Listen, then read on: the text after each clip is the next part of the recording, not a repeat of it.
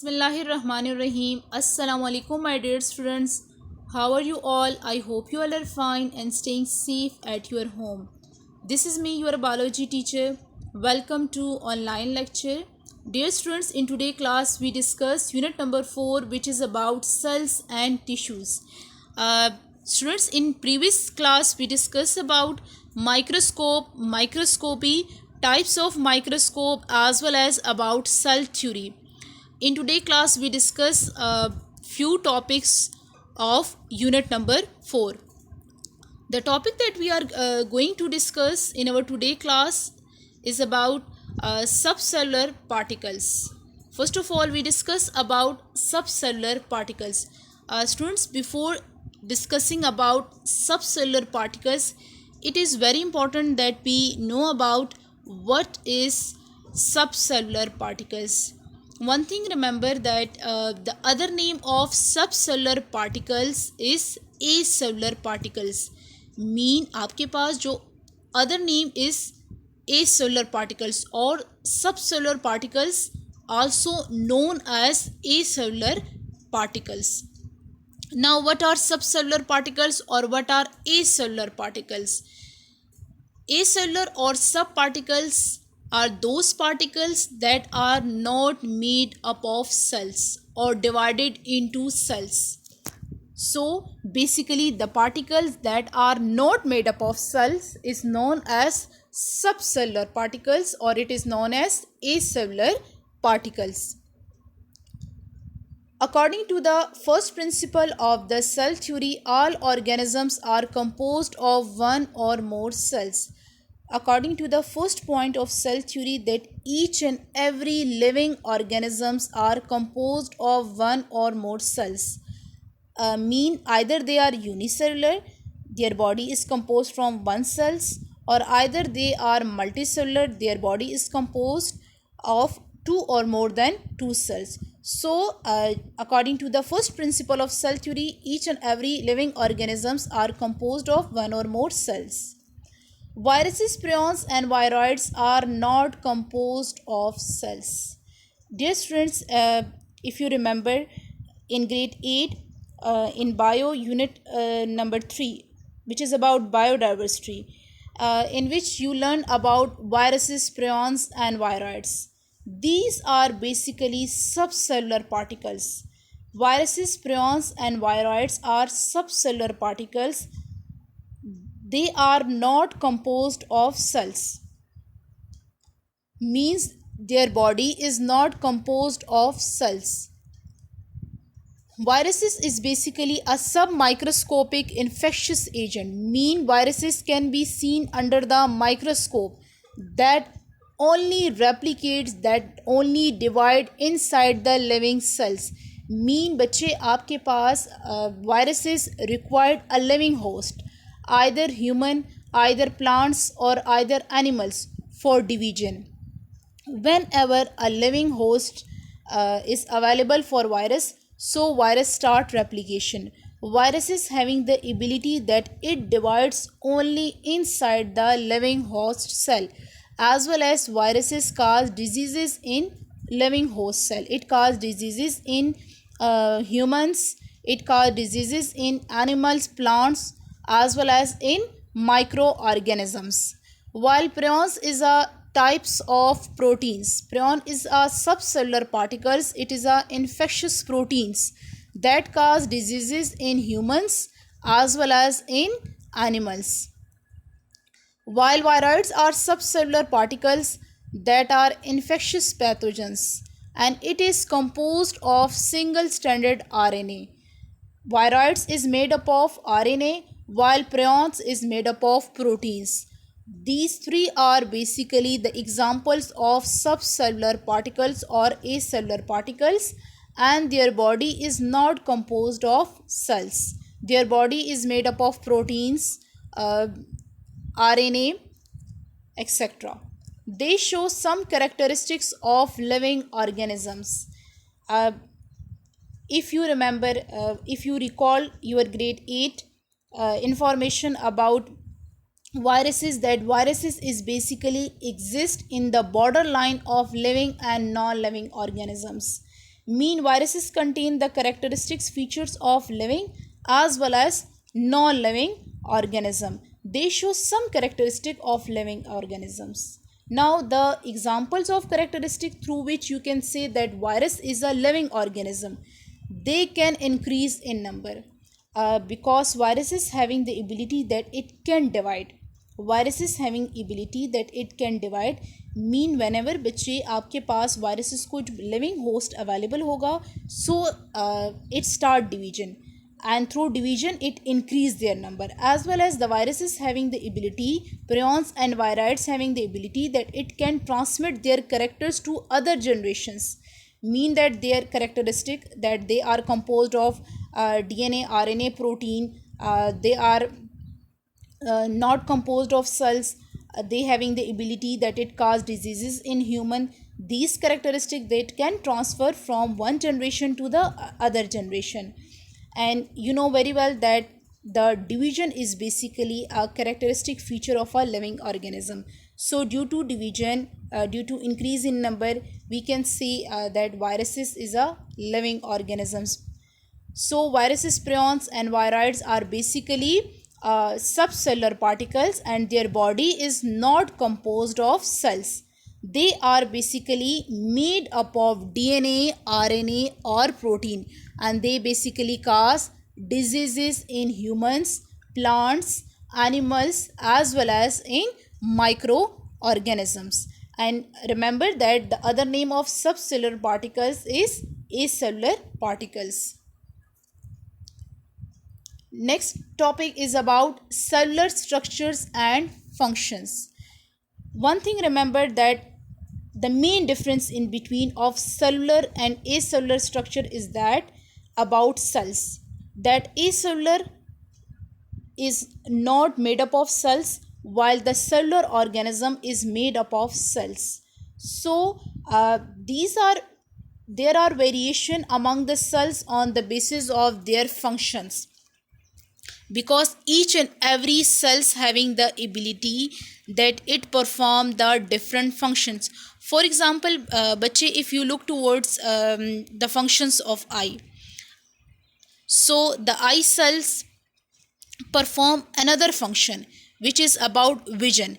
And if you look towards the cells of hand, if you look towards the cell of air, if you look towards the other cells of your body, so each and every cell is different, variation is exist among the cells on the basis of their function. Eye cell having the ability that it function is related with the vision, while the hand cells having the ability that it function is related with the movement. So there is variation among the cells on the basis of their function. A generalized cell consists of following parts. A general cells mean it included animal as well as plant cell. So a generalized cell is basically consist of following main part. First part is cell wall. Next one part is cell membrane, cytoplasm with organelles and nucleus. These are basically the main parts of a general cell. Dear students, look towards the diagram that's showing a plant cell as well as animal cell. The major structure difference in between of a plant and animal cells include that plant cells having a cell wall. Look towards the diagram that the plant cell is composed of a outer layer which is known as cell wall, while there is no cell wall is present in animal cell. And basically this cell wall provides support and gives shape to the plant. The other difference in between of plants and animal cell, that the plant cell is composed of chloroplast, while there is no chloroplast in animal cell. There are also many difference that exist in between of plants and animal cells that we inshallah we discuss in detail in this unit number 4. First of all, we discuss about the Cell wall. Cell wall is present in all bacteria, plants, fungi, and some protists. Cell wall is the outermost covering of bacteria, plants, fungi, and some protists, while बच्चे cell wall is absent in animal cell. Now, what is the location of cell wall in cell? It is basically located outside the plasma membrane. Plasma membrane is basically the second layer of cell in plant cell, while it is the outermost layer in case of animal cell. So cell wall is just basically present outside the cell membrane. Thickness. Now the thickness of cell wall is varies from cell to cell. Now what are the function of cell wall?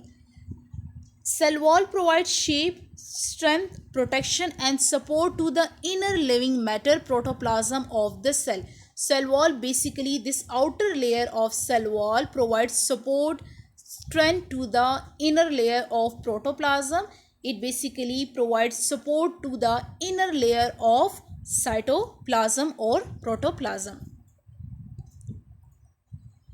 Now move towards the structure of cell wall. Cell wall is basically composed of three main layers. Our cell wall is basically made up of three main layers. First is primary wall, then secondary wall, and the third one is the middle lamella.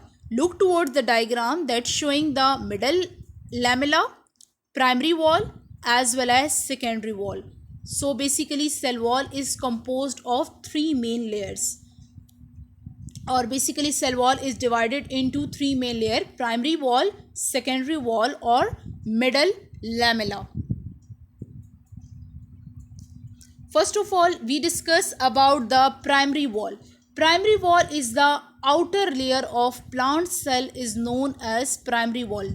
The outermost layer of plant cell is known as primary wall, and this primary wall is basically made up of cellulose. Now what is cellulose? Cellulose is basically a molecules that consist of hundreds and sometimes even thousands of carbon, hydrogen and oxygen atoms. Cellulose is basically a molecules that are composed of 100 or even 1000 carbon, hydrogen and oxygen atoms. And cellulose is the main substances in the wall of plant cell. And cellulose basically provides support to the plant cell.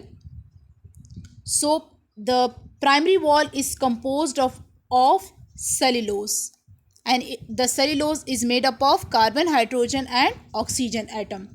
While the next one layer is secondary wall. Secondary wall, some plant cells also have secondary walls on the inner side of primary wall. On the inner side of a primary wall, a second layer exists, which is known as secondary cell wall. Now what is the composition? What are the composition of secondary wall? It is basically contains cellulose, lignin and other chemicals. Cellulose is basically that we discuss now, that are made up of carbon, hydrogen and oxygen atom, while lignin is basically a class of complex organic polymers that are key structural material in the support tissue of most of plant. Basically lignin are very important in the formation of cell wall, and lignin is composed of organic polymers. Organic compound are basically the compound that are made up of one or more atoms of carbons, and carbons are covalently linked to the atoms of other elements. Carbon forming a covalent bond with hydrogen, oxygen or nitrogen. An electron microscope revealed that in primary and secondary cell wall, the cellulose fiber are present in a crisscross manner which provide rigidity. Look towards the diagram that's showing the crisscross manners of cellulose fiber that are present in primary and secondary cell wall. Due to this cross arrangement of cellulose, it provides rigidity, it provides support, it provides stiffness to the cell wall. Now, what is middle lamella? Middle lamella is basically a layer which is made up of calcium. It is not composed from cellulose. Mean बच्चे, primary cell wall and secondary cell wall is made up of cellulose, but middle lamella is made up of calcium. And in mature plant, it is the outermost layer of cell wall, and it binds the cell to form the tissue. It is basically inner cellular layer. Look towards the diagram. Middle lamella is basically inner cellular layers, and in mature plant it is the outermost layer of cell wall. So these are basically the layers of cell wall. Now the cell wall of prokaryotes, like the cell walls of prokaryotes composition is, so the cell wall of prokaryotes is composed of peptidoglycan or murine. In grade 8, in unit number 3 as well as in unit number 1, we discuss about the 5 kingdoms, in which we studied about kingdom prokaryotes, kingdom monera, protista, etc. So prokaryote cell wall is composed of peptidoglycan, which is also known as murine. Now what is peptidoglycan? Peptidoglycan is basically a single large molecule that are made up of amino acids and sugar. And now what is amino acid? Amino acid is basically the building block unit of proteins. Like for example, the building block unit of wall is composed of bricks.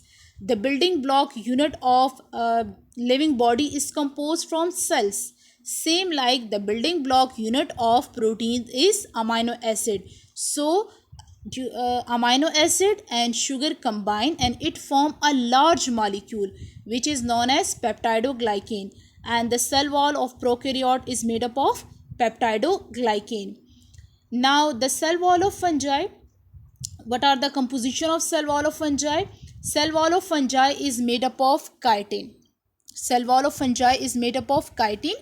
Now what is chitin? Chitin is basically a large polysaccharides molecules, mean it is made up of many glucose molecules, and chitin is basically found in the exoskeletons of insects, mean it is basically found in the outer skeleton of insects, as well as it is present in the cell wall of fungi. The fungi cell wall is made up of chitin.